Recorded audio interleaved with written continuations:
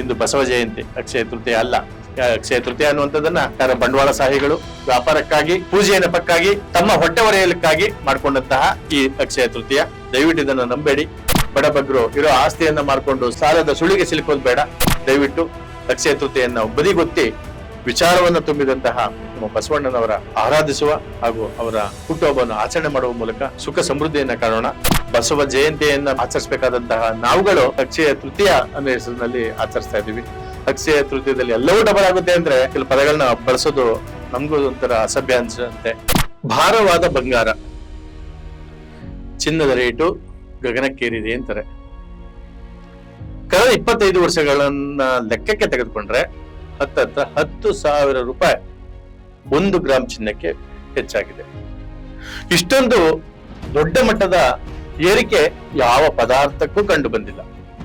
ಈ ಹಳದಿ ಲೋಹ ಇದೆಯಲ್ಲ, ಇದು ಜನಾಕರ್ಷಣೆ, ವಿಶೇಷವಾಗಿ ಹೆಂಗಸರಿಗೆ ಆಕರ್ಷಣೆ. ದುರಾದೃಷ್ಟ ಸಂಗತಿ ಏನಪ್ಪಾ ಅಂದ್ರೆ ಈ ಅಕ್ಷಯ ತೃತೀಯ ಅನ್ನುವಂಥದ್ದು, ಕ್ಷಯವಿಲ್ಲದ್ದು ಅಕ್ಷಯ. ಇದರ ನಡುವೆ ಮಹಾತ್ಮ ಬಸವ ಜಯಂತಿ, ಶ್ರೀ ಬಸವೇಶ್ವರ, ಶ್ರೀ ಬಸವಣ್ಣ ಕಳೆದೋದು. ಇಂದ ಆ ಜಯಂತಿಗೆ ಅರ್ಥವಿಲ್ಲದಂತ ಹೋಗಿದೆ. ಯಾವುದೇ ಒಡವೆ ಅಂಗಡಿ ಹೋದ್ರೆ ನಿಮ್ ಕಾಣ ಸಿಗುವವರು ಮಹಿಳೆಯರು, ಕ್ಯಾಪ್ ಮೋರೆ ಹಾಕೊಂಡಿರುವಂತ ಕೆಲ ಗಂಡಸರು.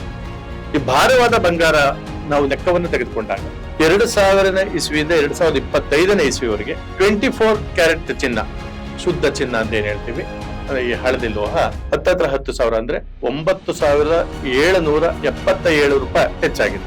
ಸಂಪೂರ್ಣ ವ್ಯವಸ್ಥೆ ಹೋಗ್ತೀನಿ ಗೆಳೆಯರೆ. ನಮಸ್ಕಾರ, ನಾನು ನಿಮ್ಮ ಗೋರಾ ಶ್ರೀನಿವಾಸ್. ನೀವು ನೋಡ್ತಾ ಇದ್ದೀರಿ Karnataka times digital media. Subscribe ಆಗಿಲ್ಲ ಅಂದ್ರೆ ಈ ಕೂಡಲೇ ಸಬ್ಸ್ಕ್ರೈಬ್ ಮಾಡ್ಕೊಳ್ಳಿ, ಲೈಕ್ ಮಾಡಿ, ಕಮೆಂಟ್ ಮಾಡಿ, ಶೇರ್ ಮಾಡಿ. 2000 ಇಸ್ವಿಯಲ್ಲಿ ಶುದ್ಧ ಚಿನ್ನ ಅಂದ್ರೆ 24 ಕ್ಯಾರೆಟ್ ಚಿನ್ನ 1 ಗ್ರಾಮ್ಗೆ ಕೇವಲ 440 ರೂಪಾಯಿ ಇತ್ತು. 2000 ಇಸ್ವಿನಲ್ಲಿ ಕೇವಲ 440 ರೂಪಾಯಿ ಇತ್ತು. ಮತ್ತೆ 2001ರಲ್ಲಿ 10 ರೂಪಾಯಿ ಕಡಿಮೆ ಆಗುತ್ತೆ. ಈ ಏರಿಳಿತ ಅನ್ನುವಂಥದ್ದು ಇಳಿತ ಕಡಿಮೆ, ಏರಿಕೆ ಜಾಸ್ತಿ ಆಗಿದೆ. ಆದ್ರೂ 2001 ಇಸ್ವಿನಲ್ಲಿ 10 ರೂಪಾಯಿ ಕಡಿಮೆ ಆಗಿದೆ, ಅಂದ್ರೆ 430 ರೂಪಾಯಿ ಇತ್ತು. 2002ರಲ್ಲಿ 499 ರೂಪಾಯಿ ಆಗುತ್ತೆ, ಅಂದ್ರೆ 69 ರೂಪಾಯಿ ಜಾಸ್ತಿ ಆಗುತ್ತೆ ಒಂದು ವರ್ಷಕ್ಕೆ. ಮತ್ತೆ 2003 ಇಸ್ವಿಗೆ ನಾವು ತಗೊಂಡಾಗ 1 ಗ್ರಾಮ್ಗೆ 560 ರೂಪಾಯಿ ಜಾಸ್ತಿ ಆಗುತ್ತೆ, ಆಗ 61 ರೂಪಾಯಿ ಜಾಸ್ತಿ ಆದಂಗೆ ಆಗುತ್ತೆ. 2004 ಇಸ್ವಿನಲ್ಲಿ 630 ರೂಪಾಯಿ ಆಗುತ್ತೆ, ಅಂದ್ರೆ 70 ರೂಪಾಯಿ ಜಾಸ್ತಿ ಆಗುತ್ತೆ. 2005 ದುರಾದೃಷ್ಟ ಸಂಗತಿ ಅಂತ ಅನ್ಕೋಬಹುದು. 2005 ನಾನು ಮದುವೆ ಆದಂತ ಸಂದರ್ಭ, ಅವತ್ತಿನ ಲೆಕ್ಕಕ್ಕೂ ಹತ್ತತ್ರ ಕನಿಷ್ಠ 100 ಗ್ರಾಮ್ ಅಥವಾ ಅರ್ಧ ಕೆಜಿ ತಗೋಬೋದಾಗಿತ್ತು. 2005 ಇಸ್ವಿನಲ್ಲಿ ನನ್ನ ಸಂಬಳ ಒಂದು ತಿಂಗಳಿಗೆ 1,800 ರೂಪಾಯಿ, 1,800 ರೂಪಾಯಿ ಇತ್ತು. ಅಂದ್ರೆ ದಿನಕ್ಕೆ 60 ರೂಪಾಯಿ ಅಷ್ಟೇ ನನ್ನ ಕೂಲಿ. ಆದ್ರೆ ಚಿನ್ನದ ಬೆಲೆ ಇದ್ದದ್ದು 2005 763 ರೂಪಾಯಿ ಇತ್ತು. ಆ ಸಂದರ್ಭದಲ್ಲಿ ತಗೊಂಡಿದ್ರು ಕನಿಷ್ಠ 2 ಗ್ರಾಮ್ ತಗೊಂಡು ಉಳಿಸ್ಕೋಬಹುದಾಗಿತ್ತು. 2005ರಲ್ಲಿ 763 ರೂಪಾಯಿ ಇದ್ದಂತ ಚಿನ್ನ 2006ಕ್ಕೆ 926 ರೂಪಾಯಿ ಆಗುತ್ತೆ, ಅಂತ 163 ರೂಪಾಯಿ ಏರಿಕೆ ಆಗುತ್ತೆ. 2007ಕ್ಕೆ 1,059 ರೂಪಾಯಿ ಆಗುತ್ತೆ, ಅಲ್ಲಿಗೂ 133 ರೂಪಾಯಿ ಜಾಸ್ತಿ ಆದಂಗೆ ಆಗುತ್ತೆ.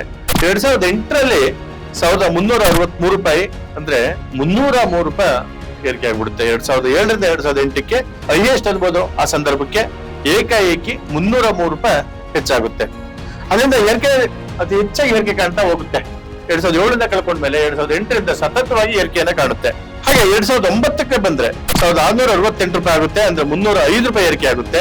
2010ರಲ್ಲಿ 2,072 ರೂಪಾಯಿ ಆಗುತ್ತೆ, 404 ರೂಪಾಯಿ ಏರಿಕೆ ಆಗುತ್ತೆ. 2011ರಲ್ಲಿ 2,732 ರೂಪಾಯಿ ಆಗುತ್ತೆ. ಇದು ತುಂಬಾ ಅತಿಯಾದ ಏರಿಕೆ ಆಗುತ್ತೆ.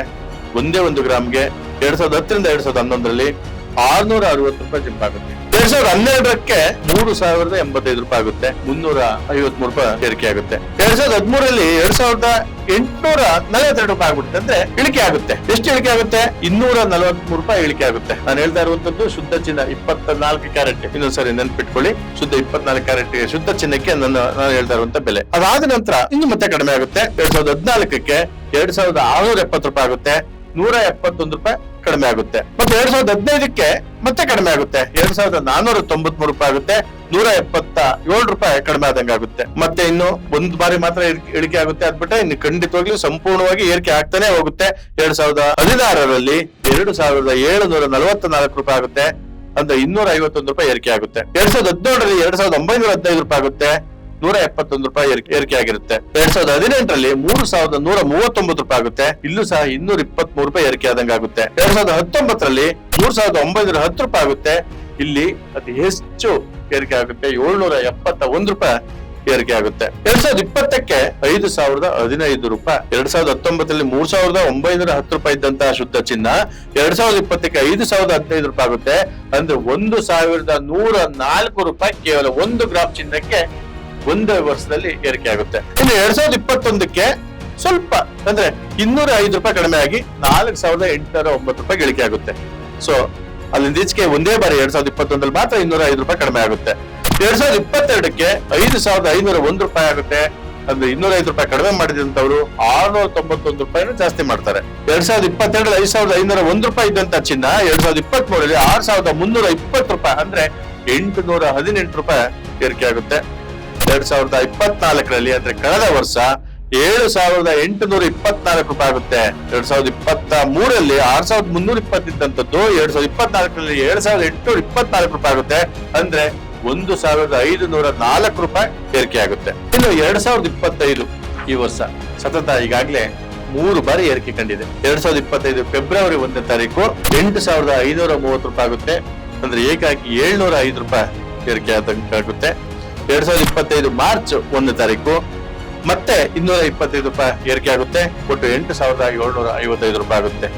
ಈಗ ಪ್ರೆಸೆಂಟ್ ಏಪ್ರಿಲ್ ನಲ್ಲಿ 2025 ಏಪ್ರಿಲ್ ನಲ್ಲಿ 1462 ರೂಪಾಯಿ ಜಂಪ್ ಆಗುತ್ತೆ ಒಂದು ತಿಂಗಳಲ್ಲಿ. ಅಂದ್ರೆ 10,217 ರೂಪಾಯಿ ಇಂದಿನ ಚಿನ್ನದ ರೇಟ್, ಅಂದ್ರೆ ಶುದ್ಧ ಚಿನ್ನದ ಅಂದ್ರೆ 24 ಕ್ಯಾರೆಟ್ ಚಿನ್ನದ ರೇಟ್ ಆಗಿದೆ. ಈ ಅಕ್ಷಯ ತೃತೀಯದಲ್ಲಿ ಮಹಿಳೆಯರಿರ್ಲಿ, ಶ್ರೀಮಂತರದಿರ್ಲಿ, ಸಾಮಾನ್ಯರು, ಬಡವರು ಈ ಹಳದಿ ಲೋಹವನ್ನ ದ್ವೇಷಿಸುವಂತ ಸಂದರ್ಭ ಒದಗಿ ಬಂದಿದೆ. 22 ಕ್ಯಾರೆಟ್ ಅಂತ ಏನ್ ಹೇಳ್ತೀವಿ, 22 ಕ್ಯಾರೆಟ್ ಅಲ್ಲಿ ಏನು ಒಡವೆಯನ್ನ ಮಾಡಿಸ್ತಾರೆ ಅದು ಬಂದು ಇಂದಿನ ದರ 9,060 ರೂಪಾಯಿ ಇದೆ. ಅಂದ್ರೆ ಒಟ್ಟಾರೆ 9,777 ರೂಪಾಯಿ ಕಳೆದ 25 ವರ್ಷಗಳಲ್ಲಿ, ಅಂದ್ರೆ 10,000 ರೂಪಾಯಿ ಏರಿಕೆ ಆಗಿದೆ. ಬಡವರ ಮಕ್ಕಳು ಹೇಗೆ ಮದುವೆಯನ್ನ ಮಾಡ್ತಾರೆ? ವರದಕ್ಷಿಣೆ ಒಂದ್ ಕಡೆ ಬಿಡುಗಾದ್ರೆ, ವರದಕ್ಷಿಣೆ ಬೇಡ, ಚಿನ್ನ ಹಾಕ್ಬಿಡಿ, ಮಕ್ಳಿಗೆ ತಾನೆ ಚಿನ್ನ ಹಾಕ್ಬಿಡಿ ಅನ್ನುವಂತ ಮನಸ್ಥಿತಿ ಇಂದಿನ ಕೆಲ ಪುರುಷರಲ್ಲಿದೆ. 100 ಗ್ರಾಮ್ ಚಿನ್ನ ಹಾಕ್ಬೇಕು ಅಂತ ಅಂದ್ರೆ ಒಂದ್ ಮಾಂಗಲ್ಯ ಸರ ಕನಿಷ್ಠ 60 ಗ್ರಾಮ್ ಅಂದ್ರೆ, ಒಂದು ವಾಲ ಜುಮ್ಕಿ ಕನಿಷ್ಠ 10ರಿಂದ 15 ಗ್ರಾಮ್ ಅಂದ್ರೆ ಎಲ್ಲಿಗೆ ಹೋಗ್ತಾರೆ?